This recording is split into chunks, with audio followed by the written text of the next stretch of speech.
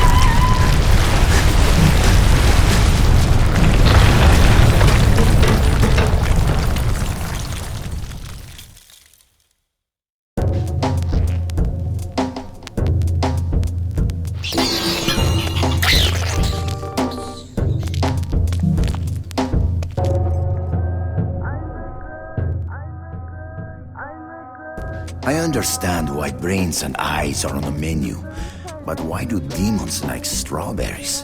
You don't know about strawberries? They're demon fruit, G. Fleming's idea of a practical joke on the world of the living.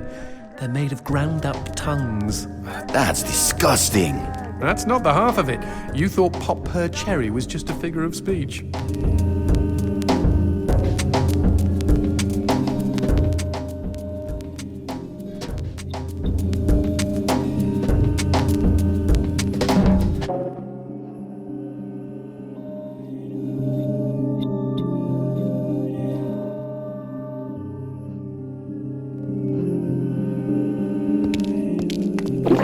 Pinche cabrón!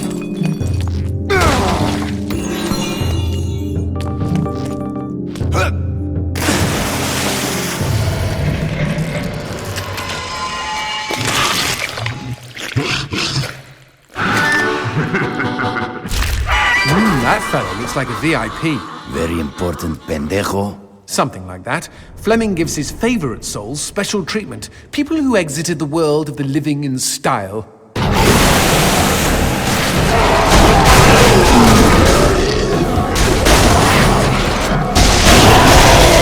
Not all demons are damned? Oh, everybody's damned. The VIPs are just comfortably damned. Little perks here and there. Such as? They get to keep their genitals.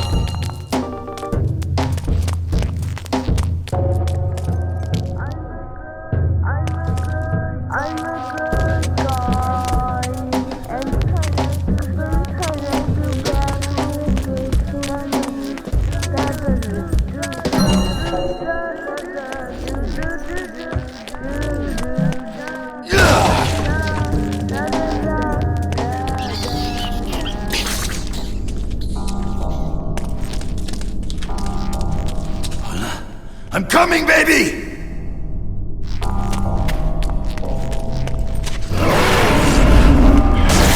Fucking crazy world.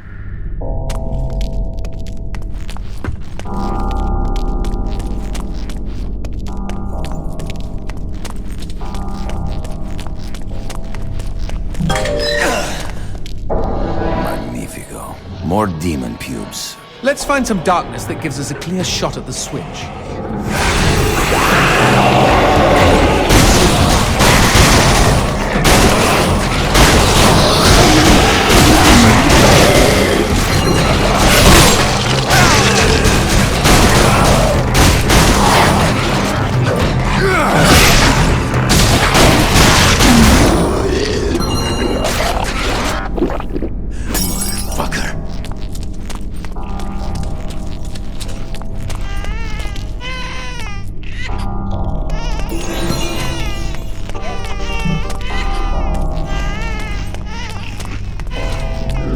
A hand that barfs darkness. And they said this neighborhood was gentrifying.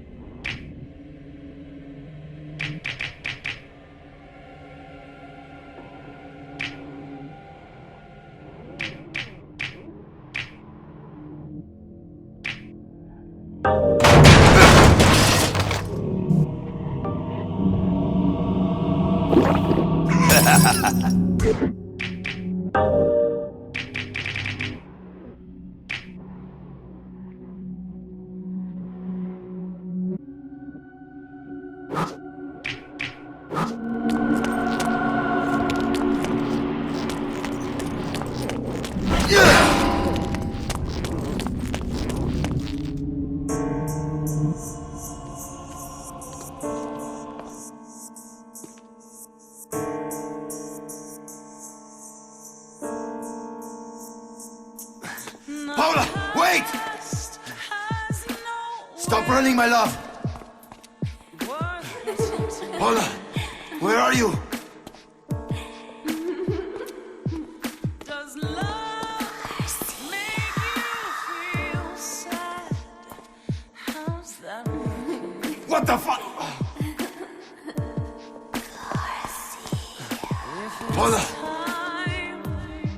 And the line all done. Paula. Then again, if you win,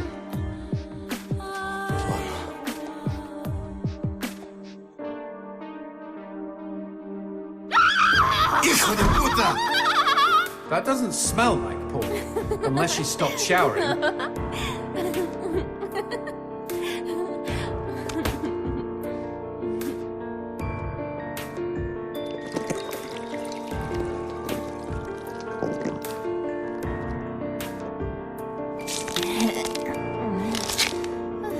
Well, that killed my stiffy.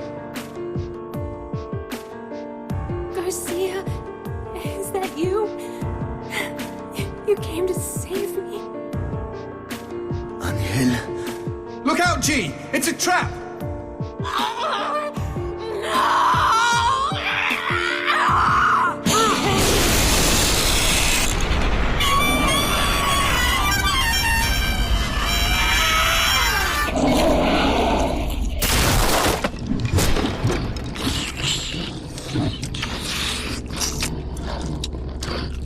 What the shit? Demons like men, Garcia. They all try to get inside the prettiest girl. Shit! These twisted demons! Yes, well, that's the reason I left. Fuck this pendejo!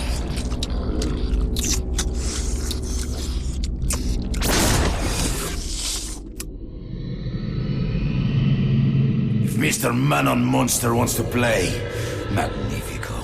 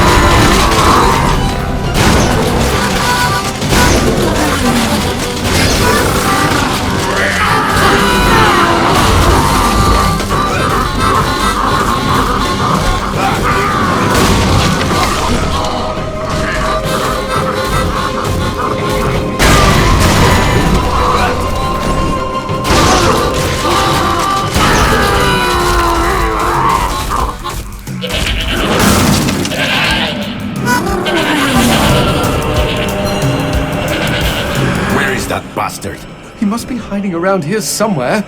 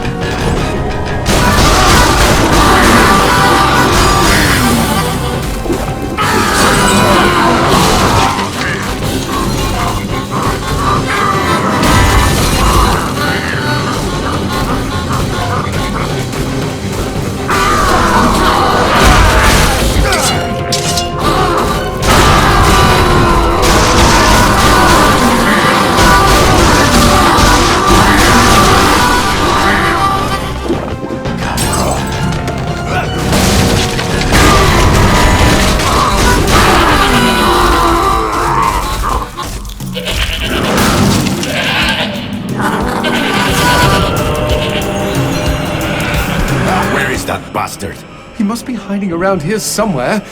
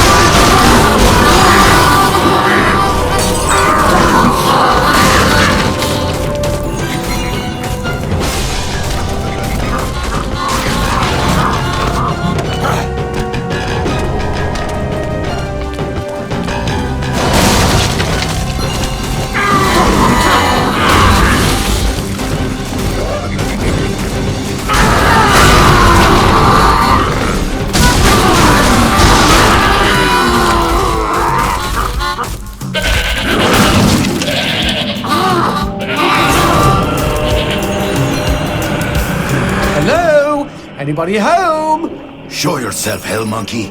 I think he's scared of you. He should be, Jay. He should be.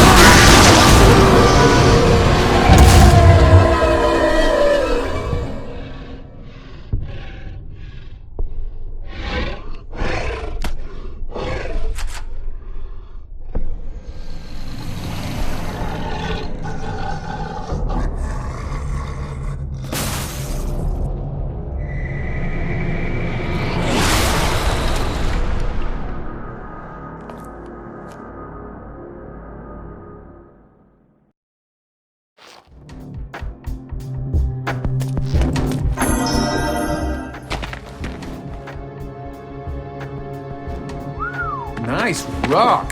Shove it into my face, G. Trust me, it doesn't mean we're engaged or anything. Might be a tight fit, but okay.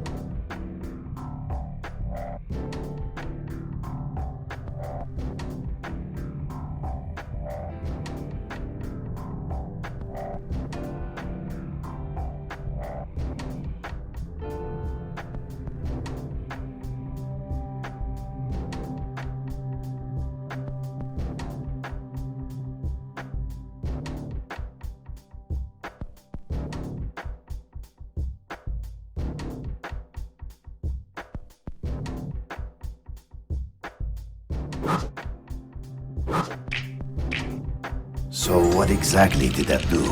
Blue gems let me transform into new tools of war, new gears of me. In other words, A new weapon. Magnifico. you know, I bet all the VIPs are walking around with blue gems.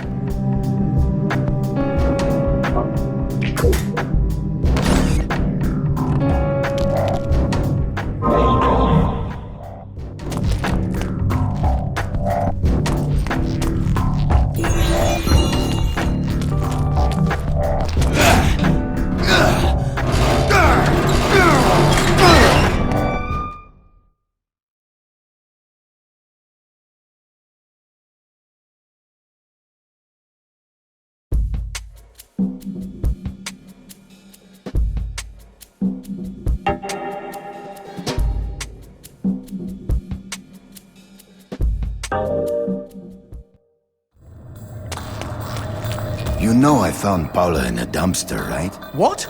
You said you met her at the supermarket. I did. It was the bin out behind the dime a dozen. And you just picked her up out of the rubbish and brought her home? Why no? Sometimes I think I hardly know you.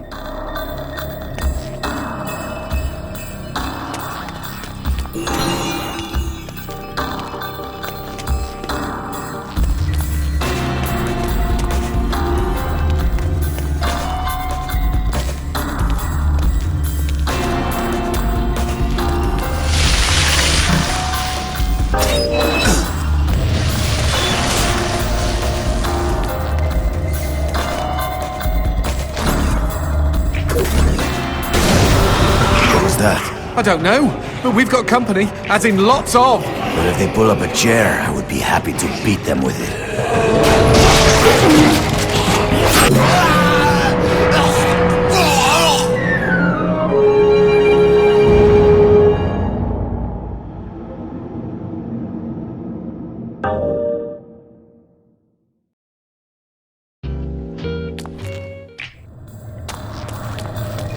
You know I found Paula in a dumpster, right? What?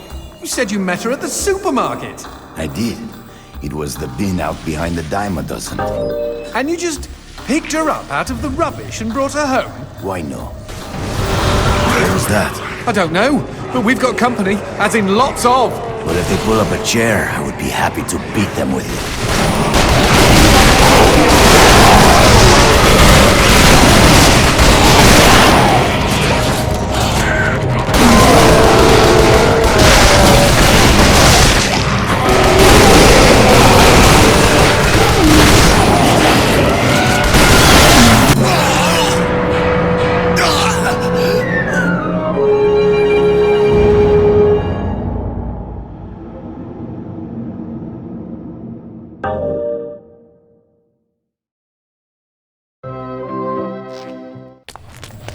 You know I found Paula in a dumpster, right? What?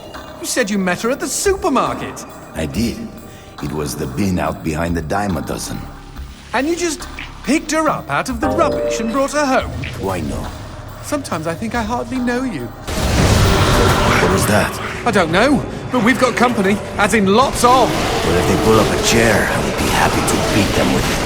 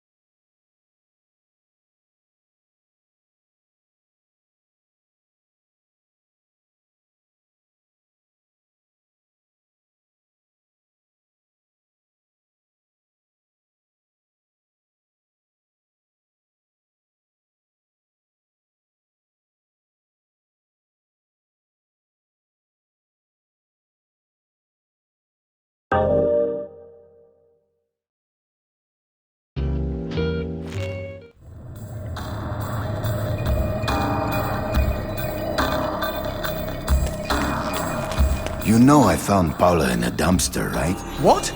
You said you met her at the supermarket. I did. It was the bin out behind the dime a dozen. And you just picked her up out of the rubbish and brought her home? Why no? Sometimes I think I hardly know you. What was that? I don't know, but we've got company, as in lots of. Well, if they pull up a chair, I would be happy to beat them with it.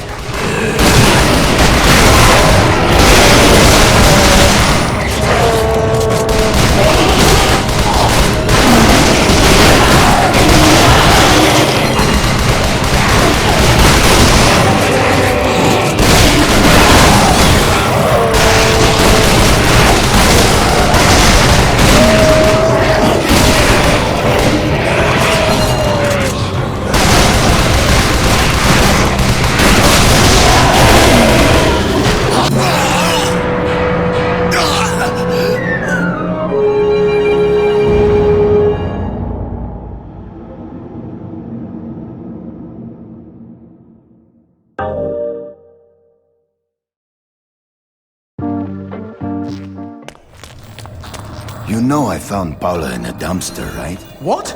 You said you met her at the supermarket. I did. It was the bin out behind the dime a dozen. And you just picked her up out of... What was that? I don't know, but we've got company, as in lots of. Well, if they pull up a chair, I would be happy to beat them with it.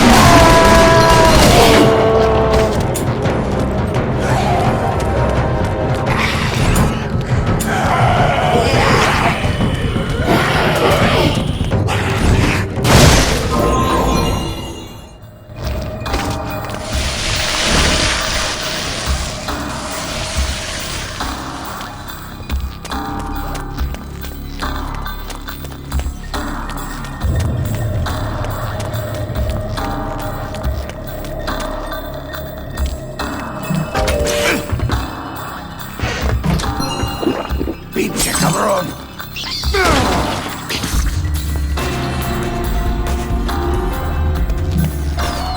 The man who never had his fill.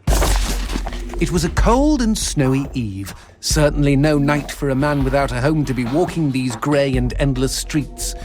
Inside the pizza parlour, George Reed spun a lively tune on his harmonica. The local children giggled and pointed excitedly at the harmonica man as their parents glowed with approval. His reward would be all the pizza he could eat, 6 pies at least, and a warm bed in one of these folks' homes. He knew they were good for it. But when he tucked in for the night, George had not had his fill. As the years and calories stacked up, most men would have got older and fatter. Yet for all he consumed, George only got thinner as he washed from town to town. Tapeworm.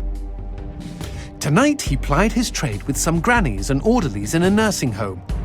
Hoo-ah-ha! His harmonica filled the room with joy. After devouring 3 helpings of pork chops and mashed potatoes, he eyed the plate of the old woman next to him. Juice dribbled down his chin. "Go ahead, Georgie," she said. "You're such a good boy, you shouldn't have to starve." But George had not had his fill. Early the next morning, he was already on the freeway with his thumb in the air. "Where are you headed?" said the man in the truck. "Nowhere," said George. "Anywhere." It was a new decade, and tonight George played to an all-but-empty bar in the city. He had lost a lot of weight. Afterwards, the only woman in the joint took the stool next to him and asked him his name. The bartender leaned over the counter. "You don't know this guy, Mary. George is famous, been all over the tri-state area." With a wink, he added, "Man's insatiable." And that night, George proved it as he buried his face in Mary's beaver. Holy woodland creatures! Attaboy, George! Attaboy, George! Play that harmonica, she purred. But even after 5 trips to heaven and back, he had not had his fill. The morning after was an awkward affair as they stared at each other over coffee. One wanted to feel more, the other just wanted to feel.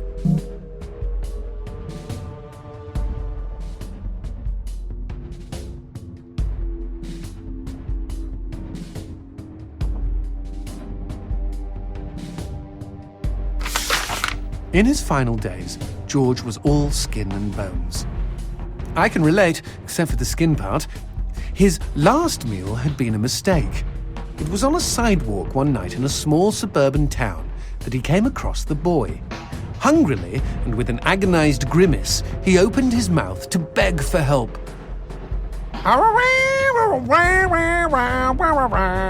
Out came a cacophony of wheezes and toots, but the boy understood. Wait, you mean Jorge ate his harmonica? Once he was alone, George Reed looked at the candy bar he held in one hand and began to cry.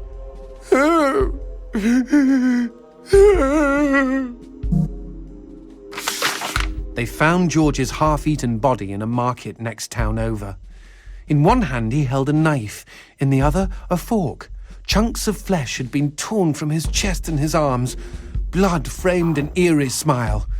The wind that morning blew fierce, and as it whistled through the hole he'd carved out of his own neck, the harmonica man played his last song in this world. There were Gawkers, and many knew him. They shared stories of how he'd filled them with hope, filled them with life. They, at least, had had their fill. Especially Mary. The end.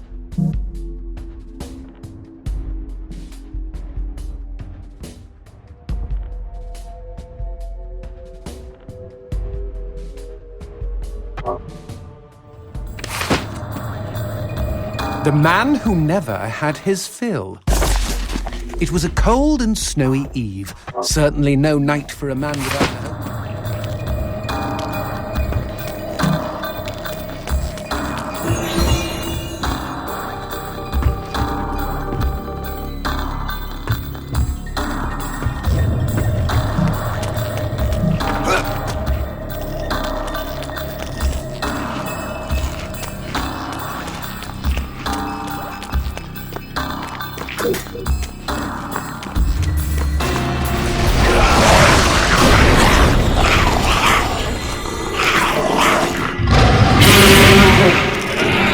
That cheeky imp! He doused our goat! Then let's put out some lights of our own.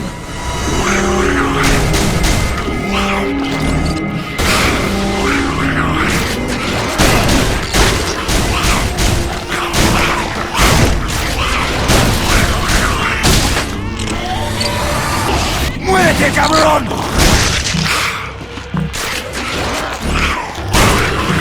¡Come mierda!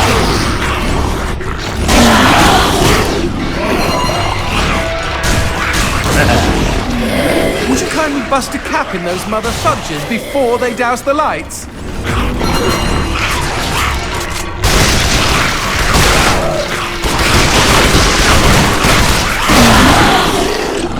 You know, we never finished talking about you kidnapping Paula. I didn't kidnap her. You hauled her out of a skip.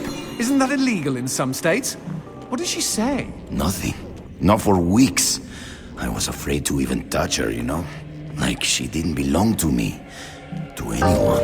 But something changed. There was a phone call.